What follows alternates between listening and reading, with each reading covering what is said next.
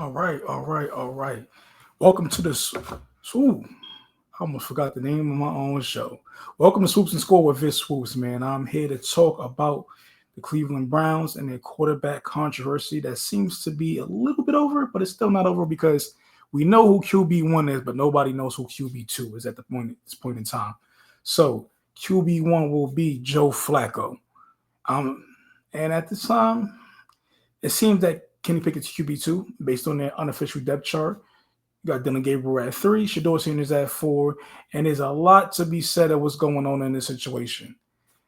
Like, comment, subscribe for more information, to see more of our content as I go a little bit into this, and get into this real discussion that needs to be had.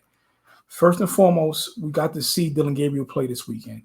Dylan Gabriel, from what I've said on Twitter, from what I've watched at him at Oregon and Oklahoma, seeing other pundits talk about it, the Skip Baylesses of the world, who was an Oklahoma fan, um, some of the local Cleveland Brown media, and also the national media speak of these things. He was as I thought he would be, and I believed him to be, especially after that second Oregon game where at the moment seemed like the better the competition, his game manager ability doesn't really show up into taking over games. Dylan Gabriel is a game manager, and I believe to be a career backup, which is perfectly fine in the NFL. Nothing wrong with that. He made it to the NFL. I didn't, so I can't talk crap about the guy. But he's not a game breaker. And from what we've seen in that game versus the Eagles, and it was the Eagles twos that played. It wasn't their ones, but regardless of what, Shedeur played against some ones and against the Panthers, but he mostly played against twos and threes for the Panthers as well. But that's besides the point. What needs to be taken away? Excuse me, I got so much. My hair bothering me and stuff like that. What needs to be taken away is that Dylan Gabriel did okay. He didn't do great, but we need to stop having this conversation like how he performed and how Shedeur Sanders' performed is the same. Let's take away some key things. Kevin Stefanski hates turnovers. Dylan Gabriel had two. A lost fumble, which was a mistake on both him and the running back. More so him because you have to make sure that you take your steps right. And as a quarterback, you're always told, and I've told tiny mice this when I was coaching 6U football. Place the ball into the breadbasket or to the alligator's mouth and let the alligator swallow the football. That's it. So his steps weren't right into the whole handing the ball off and doing a bootleg after the fact from going under center. But Dylan Gabriel has not played a lot under center in his college career. It is advantageous to him with his frame, not taken away from the guy. I'm only 6'1", 5'11", ain't too much. Well, it's different, right? Ain't the biggest difference in the world, but the difference of inches does matter in football, especially when you got those mountain of men on the offensive line. He started out hot, 4-4 completion, 6 for 6 on third down, which is good things to take away from the game. But we have to put context to these things. Dylan Gabriel was not throwing 20-yard bombs. That's not in the framework of who he is. He played well when it was in the script.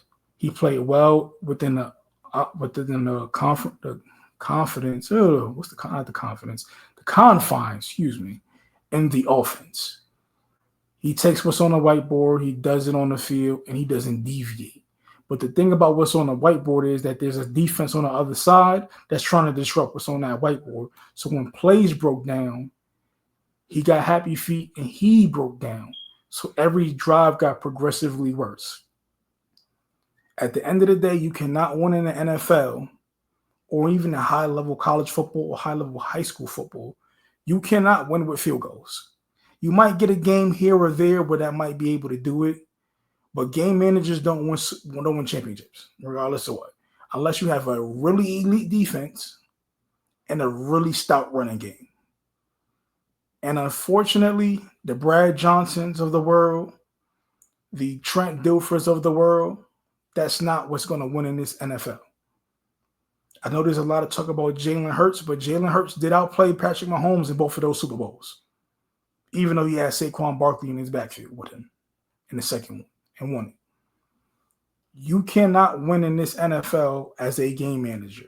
The Browns have an okay defense. The secondary is to still be desired. Their offense needs a guy that is a game breaker.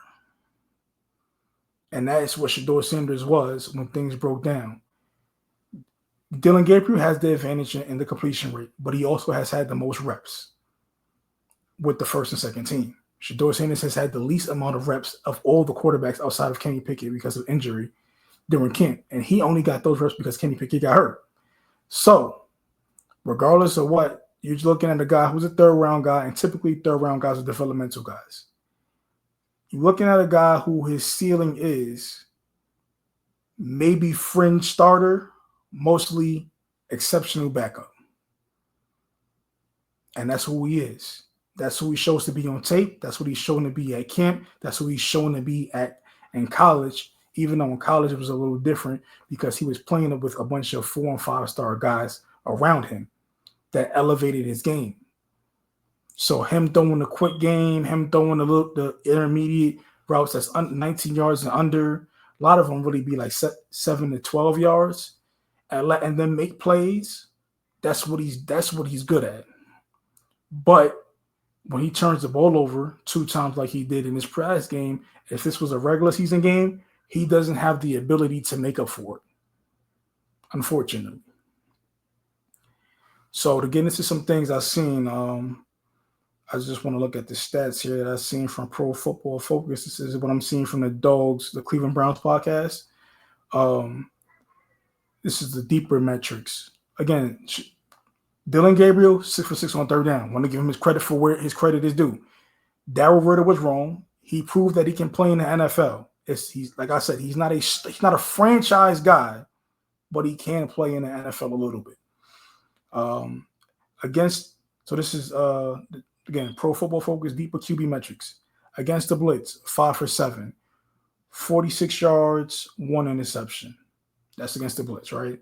That's the pick, and that was a pick 6. So it's not just granted, and on the pick 6, it wasn't all his fault, but you cannot compound mistakes. If you got guys that are not in the right area, you dirt the ball, throw it away, you run with the football, you feel me? You try to get a couple yards, but again, it was second down, and you had another down to go, and he was already rolling on third down. So just trust yourself in that situation and not make a bad situation worse, which he did. And it wasn't just worse, it was the ultimate worse because it was points for the other team.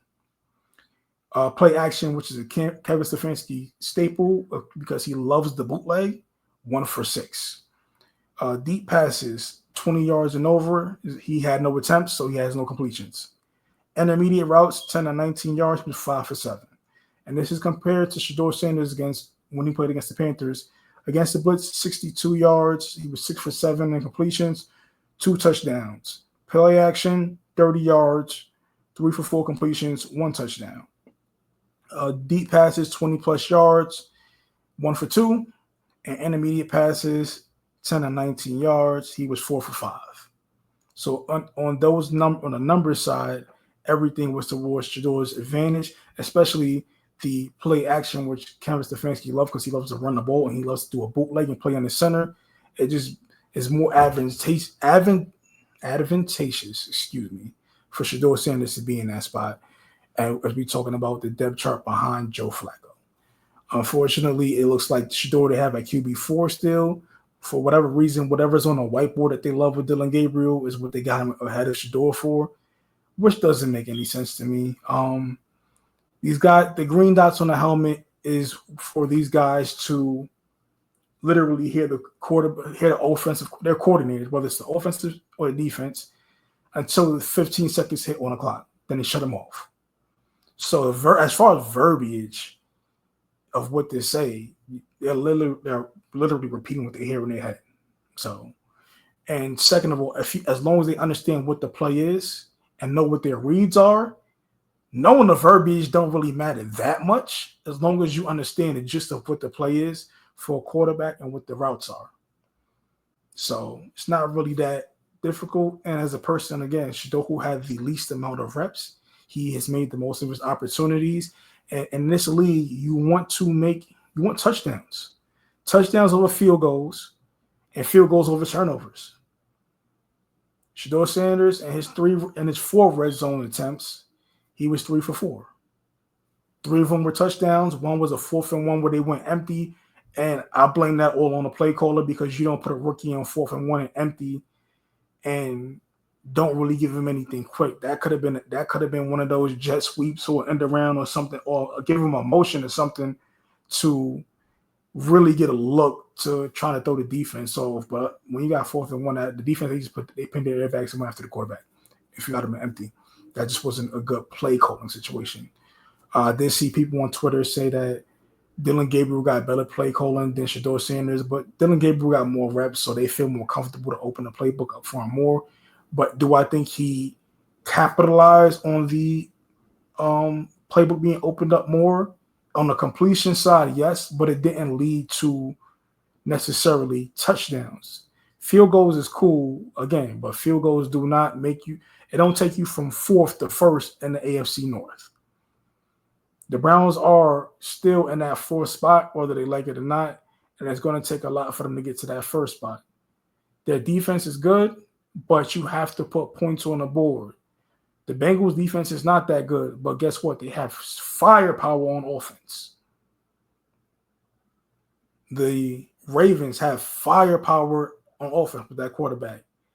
The Steelers, we're yet to see what they're going to be, but we know that they have a quality quarterback. He's up there in age, just like Joe Flacco, but he's a former MVP, and you have DK Metcalf out there, and they're gonna have a phenomenal stout defense. So that's going to be a defense on defense game because their secondary is no joke, and the Browns' secondary should still be desired.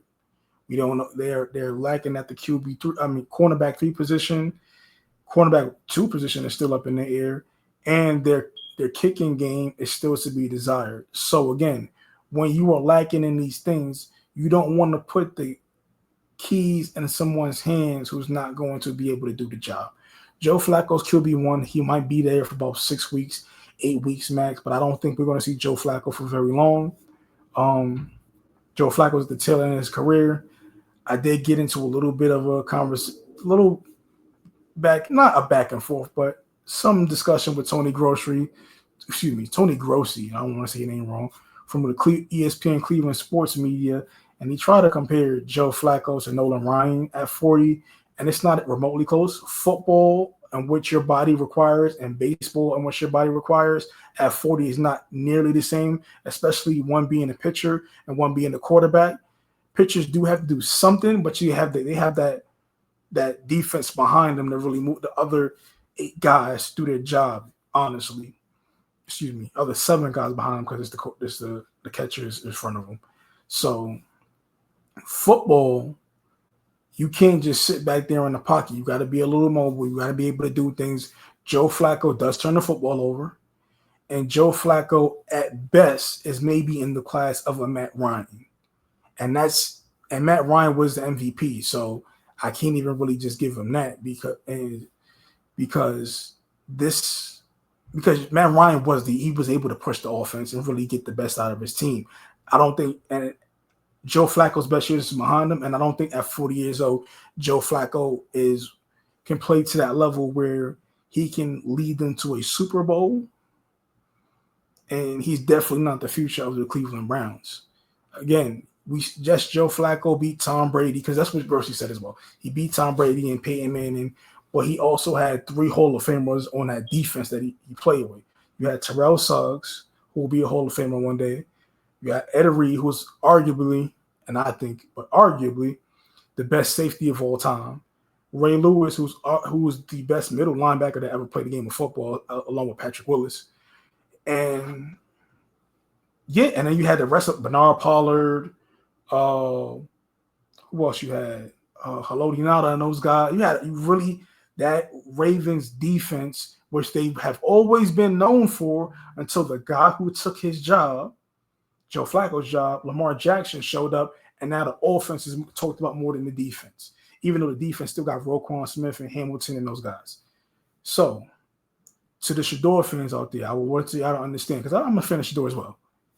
It's better for a team to go from veteran to rookie than to go from rookie to veteran and then back to rookie. We've seen it with Joe Flacco, who we're talking about now. He was the starter. Then Lamar Jackson ended up taking over. We've seen it with Favre to Rodgers and Rodgers to Jordan Love.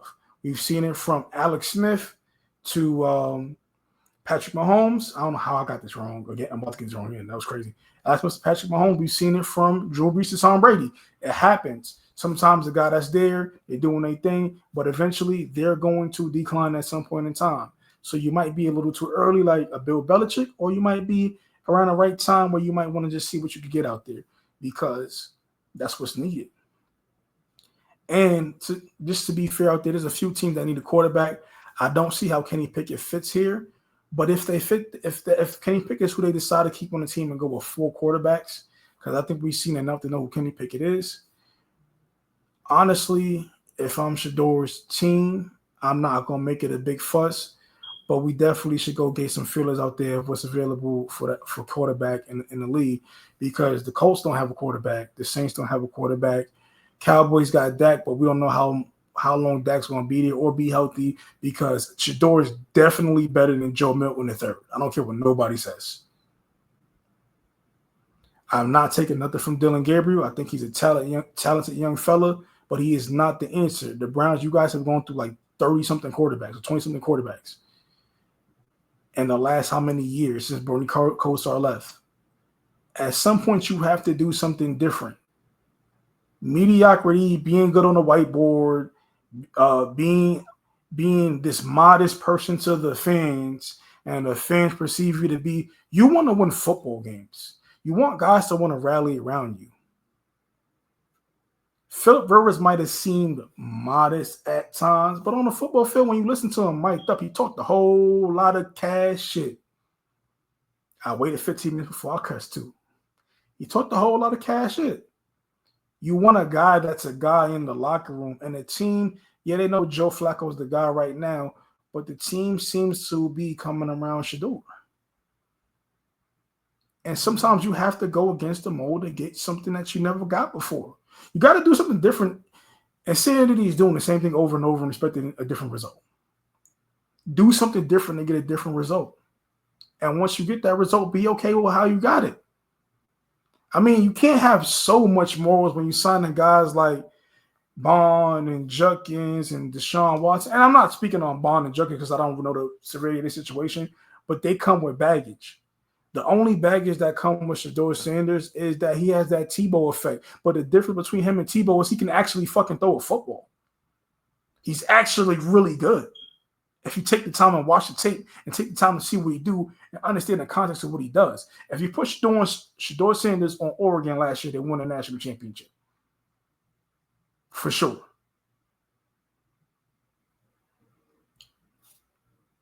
Ohio State was really good though last year. Ohio State, Caleb Downs.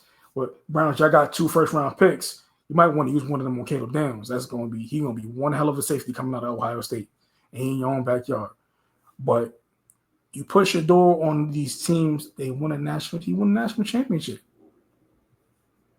Or he's at least in a national championship game.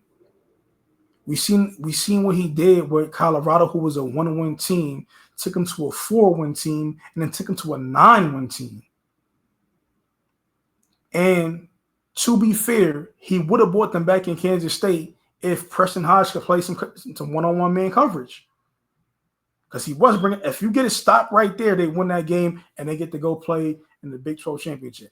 But if was the fifth, we'll all be drunk. We can't go off if, because I hear a lot of you people in the media saying, well, if Shedeur, if the defensive back caught the ball when Shedeur almost threw a pick, comparing an almost interception to an actual interception or almost turnover to an actual turnover is the most insane thing you can do. The Dan Orlovsky's, Ryan Clark's, other people in Cleveland media trying to look for good things to say about Dillon Gabriel. And the good thing is he was 6 for 6 on 3rd down. The good thing was he did maneuver the offense well, but he's also had the most reps. You have to put into account a person who has had the least amount of reps is making the most out of an opportunity. I don't care if it's the Panthers. I don't care if it's the Saints. I don't care who it is. The person with the least was able to do the most. Touchdowns over field goals. Touchdowns over turnovers. Kevin Stefanski has been big on protecting the football. Your guy has had 2 turnovers in a game. Fortunately for you, the Eagles were playing guys that are backups. If that is Jalen Hurts, you lose that game by 3 scores. Because your kicking game isn't the best. That's just the reality of the situation. But again, I appreciate y'all tuning in like y'all always do.